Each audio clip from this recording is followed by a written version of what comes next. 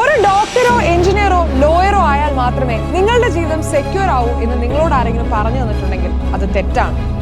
നിങ്ങൾ മാറ്റിവെച്ചതോ നടക്കില്ല എന്ന് കരുതി ഉപേക്ഷിച്ചതോ ആയ കാര്യങ്ങളിലേക്കുള്ള തിരിഞ്ഞു നടത്തമായിരിക്കും ഇനിയുള്ള മിനിറ്റുകൾ. വരൂ കരിയർ കോമ്പസിലേക്ക്.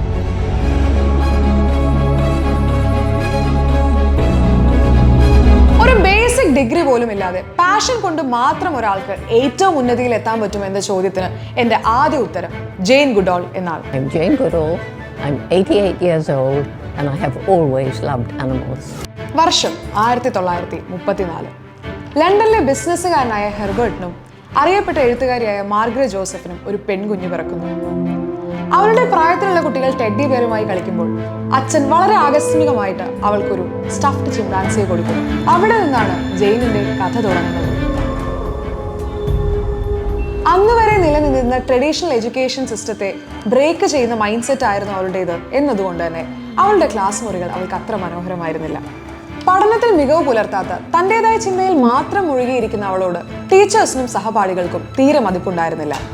തന്റെ ഉള്ളിലെ ചിന്തകളുടെ തീക്ഷ്ണത ചുറ്റുമുള്ളവരെക്കാൾ എത്രയോ വലുതാണെന്ന് അവൾ എങ്ങനെ പറഞ്ഞു മനസ്സിലാക്കും?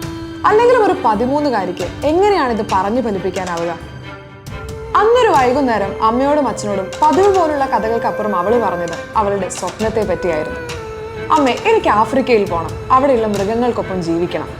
ഇന്നലെ കണ്ട കിനാ സ്വപ്നമാണ് അവൾ പറയുന്നത് എന്ന് കരുതി അമ്മ ഒരു ചിരി കൊണ്ട് അതിനെ തള്ളിക്കളഞ്ഞു. എന്നാൽ ആ ചിരികൾക്ക് അവളുടെ സ്വപ്നത്തിന്റെ വലുപ്പത്തിന് കൊടുക്കാനാവില്ല. കാലം മുന്നോട്ട് പോയിക്കൊണ്ടേയിരുന്നു. കൂടെ ആളുകൾ വിചിത്രം എന്ന് വിളിച്ച അവളുടെ സ്വപ്നങ്ങളും. തന്റെ വിചിത്രമായ ആഗ്രഹങ്ങൾക്കൊപ്പം നിൽക്കാൻ ആരും ഉണ്ടാകാതിരിക്കുമ്പോഴും ഉള്ളിലെ ആഗ്രഹങ്ങളുടെ തീക്ഷ്ണത കെട്ടിരുന്നില്ല എന്നുള്ളതാണ് പ്രസക്തം. 22 വയസ്സുകാരിയായ ജെയിൻ ഇന്നൊരു യാത്ര പോവുകയാണ്.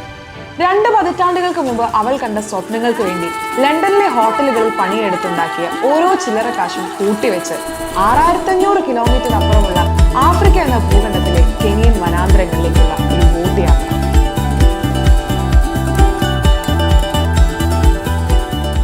കയ്യിൽ കേവലം ഒരു ഡിഗ്രിയോ ഒരു കണക്ഷനോ ഉണ്ടാവാതിരുന്ന അവൾക്ക് ഒന്ന് മാത്രമായിരുന്നു കൂട്ട്: പാഷൻ.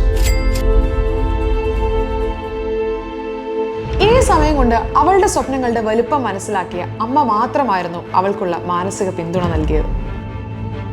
ഒരുപാട് യാതനകൾക്കും പരീക്ഷണങ്ങൾക്കും ഒടുവിൽ ആ യാത്ര ചെന്നെത്തിയത് ഡോക്ടർ ലൂയി ലീക്കയുടെ മുന്നിലായിരുന്നു. പൗലോ കോയ്ലോ ഒരിക്കൽ പറഞ്ഞിട്ടുണ്ട്, നിങ്ങളൊരു കാര്യം അതിതീവ്രമായി ആഗ്രഹിച്ചാൽ അത് നേടിത്തരാൻ ഈ പ്രപഞ്ചം മുഴുവൻ നിങ്ങളുടെ കൂടെ ഉണ്ടാകുമെന്ന്. ഒരുപാട് വാതിലുകൾ മുട്ടിയിട്ടും ഒരുപാട് യാതനകൾ അനുഭവിച്ചിട്ടും ഒടുവിൽ അവൾ എത്തിച്ചേർന്ന ഡോക്ടർ ലൂയി ലീക്കെ അവളുടെ ജീവിതത്തിലെ ഒരു വഴിത്തിരിവായിരുന്നു. അല്ലെങ്കിൽ എങ്ങനെയാണ് ഇത്രയേറെ ആഗ്രഹങ്ങളെ ചുമക്കുന്ന ഒരാളെ ഈ പ്രപഞ്ചത്തിന് തള്ളിക്കളയാനാവുക? അവളുടെ പാഷനും പേഷ്യൻസും അദ്ദേഹത്തെ ഒരുപാട് ഇംപ്രസ് ചെയ്തു.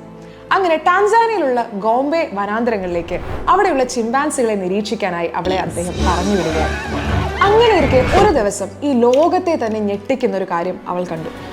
ഡേവിഡ് ഗ്രേബേർഡ് എന്ന് പറയുന്ന ഒരു ചിമ്പാൻസി ഒരു കമ്പ് കൊണ്ട് ചിതൽപുറ്റിൽ നിന്നും ചിതലുകളെ എടുക്കുന്നവൾ നോട്ടീസ് ചെയ്തു. അന്ന് വരെ മനുഷ്യർ മാത്രമാണ് ടൂളുകൾ ഉണ്ടാക്കിയിരുന്നതും അത് മോഡിഫൈ ചെയ്തിരുന്നതും എന്ന് വിശ്വസിച്ചിരുന്ന ശാസ്ത്രലോകത്തിന് തെറ്റി. ചിമ്പാൻസികളും ഇത്തരത്തിലുള്ള ടൂളുകൾ നിർമ്മിക്കുമെന്ന വലിയൊരു കണ്ടുപിടുത്തം ജെയിൻ മുന്നോട്ട് വയ്ക്കുന്നു. ചിമ്പാൻസികൾ ടൂൾസ് ഉണ്ടാക്കുന്നവർ മാത്രമല്ല, മനുഷ്യരെ പോലെ ഗ്രീവ് ചെയ്യുന്ന, സന്തോഷം പ്രകടിപ്പിക്കുന്ന, ഫീലിംഗ്സ് എക്സ്പ്രസ് ചെയ്യുന്ന ജീവികളാണെന്ന് ജെയിൻ കണ്ടെത്തി. ഇതിൽ വളരെ കൗതുകകരമായ മറ്റൊരു കാര്യം എന്ന് പറയുന്നത്, സാധാരണഗതിയിൽ ഇതുപോലെയുള്ള ആനിമൽസിനെ പറ്റി പഠിക്കുമ്പോൾ ആനിമൽസിന് നമ്പറാണ് കൊടുത്തിരുന്നത്. എന്നാൽ ഇതിൽ നിന്നും വളരെ വ്യത്യസ്തമായിട്ട് ജെയിൻ ഈ ഓരോ ചിമ്പാൻസികൾക്കും പേരിട്ടു. അന്ന് ഓരോ ശാസ്ത്രജ്ഞരും ഇതിനെ വളരെ അൺസയന്റിഫിക് എന്നും ടു ഇമോഷണൽ എന്നും വിശേഷിപ്പിച്ചിരുന്നെങ്കിലും മറ്റാരും കാണാത്തൊന്ന് അവൾ കണ്ടിരുന്നു: ചിമ്പാൻസികൾ മനുഷ്യരോട് വളരെ അടുപ്പമുള്ളവരാണ്. കഴിഞ്ഞില്ല, ഇനിയാണ് കഥ തുടങ്ങുന്നത്. ഒരു ബേസിക് ഡിഗ്രി പോലും ഇല്ലാത്ത ജെയിനിനെ വേൾഡ് റിനൗണ്ട് ആയിട്ടുള്ള കേംബ്രിഡ്ജ് യൂണിവേഴ്സിറ്റി പഠനത്തിനായി ക്ഷണിക്കുന്നു.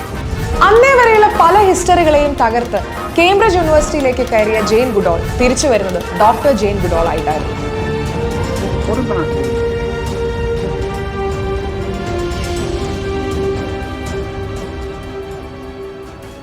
ചുറ്റുമുള്ളവർ എന്തും പറയട്ടെ, നിങ്ങളുടെ ഉള്ളിലെ പാഷൻ എന്താണെന്ന് നിങ്ങൾ തിരിച്ചറിയുന്നിടത്താണ് നിങ്ങളുടെ വിജയത്തിന്റെ കഥ തുടങ്ങുന്നത്. ഇന്ന് ജെയിൻ ഗുഡോളിന് 91 വയസ്സ്.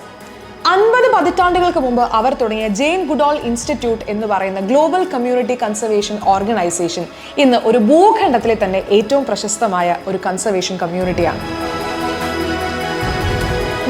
ഇതിന് വഴികളുണ്ടോ എന്ന നിങ്ങളുടെ ചോദ്യത്തിന് എനിക്ക് നിങ്ങൾക്ക് മുമ്പിൽ വെക്കാനുള്ള ആദ്യ ഉത്തരം പാഷൻ എന്നാണ്. You cannot get through a single day without having an impact on the world around you. What you do makes a difference, and you have to decide what kind of difference you want to make. Jain ഗുഡോളിന്റെ കഥ നിങ്ങളിൽ ആരെങ്കിലും ഒക്കെ സ്വാധീനിച്ചിട്ടുണ്ടാവും എന്ന ഉറപ്പ് എനിക്കുണ്ട്. ഈ ഒരു video നിങ്ങൾക്ക് ഇഷ്ടമായി എന്നുണ്ടെങ്കിൽ വീഡിയോ ലൈക്ക് ചെയ്യാൻ നിങ്ങൾ മറക്കരുത്. ഒരുപക്ഷെ ഈ വീഡിയോ നിങ്ങളുടെ ഏതെങ്കിലും ഒരു ഫ്രണ്ടിന്റെ ലൈഫിലെ ടേണിംഗ് പോയിന്റ് ആയിരിക്കാം. അതുകൊണ്ട് തന്നെ ഫ്രണ്ട്സിലേക്ക് ഇത് ഷെയർ ചെയ്യുക. കൂടാതെ നിങ്ങളുടെ പാഷൻ എന്താണ് എന്നുള്ളത് ഈ ഒരു വീഡിയോയുടെ താഴെ കമന്റ് ചെയ്യുകയും ചെയ്യാം. അടുത്തൊരു എപ്പിസോഡിൽ കാണാം. അതുവരെ ഗുഡ് ബൈ.